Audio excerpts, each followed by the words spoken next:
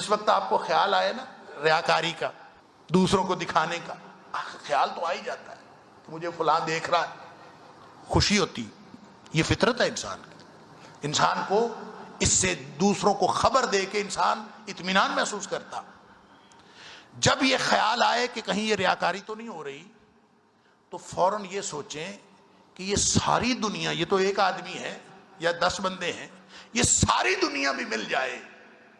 تو یہ میرا کوئی فائدہ کرنا چاہے تو یہ ککھ بھی فائدہ نہیں کر سکتے، تو مجھے ان کو دکھانے کی ضرورت کیا ہے؟ ان کو دکھا کر میں نے ان سے لینا کیا ہے؟ یہ کاس جوگے ہیں، ان کے اپنے پلے کیا ہے؟ یہ قابل کس کے ہیں جو میں ان کو دکھاؤں؟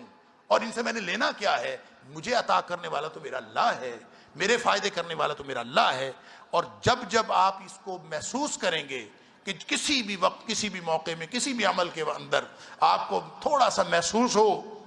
کہ جناب یہ گڑبڑ ہو رہی ہے، تو آپ سوچ لیں، آپ کا بڑا، آپ کا باپ، آپ کا دادا، آپ کا بھائی، آپ کا باس، کوئی بھی بیٹھا ہو، ذہن میں ہر وقت یہ بات ہونی چاہیے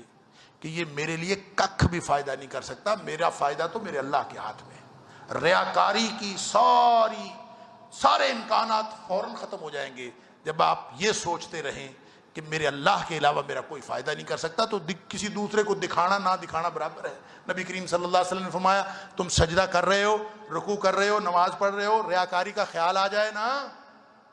تو سجدہ لمبا کر دیا کرو، رکوع لمبا کر دیا کرو، اس لیے کہ جس کے لیے کر رہے ہیں نا،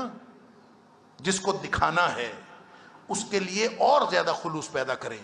اور زیادہ دعائیں کریں، اور زیادہ عاجزی کریں، اور جو لوگ دیکھ رہے ہیں ان کے دکھاوے کے ڈر کی وجہ سے اس کو چھوٹا نہ کریں بلکہ اور لمبا کر دیں، تاکہ ذہن میں ایک تو یہ بات آئے کہ یہ میرا کوئی فائدہ نہیں کر سکتے، اور دوسرا یہ بات آئے کہ جو اللہ میرا فائدہ کر سکتا ہے اس کے سامنے مجھے سجدہ ریز ہوتے رہنا چاہیے اور پڑے رہنا چاہیے سجدے میں۔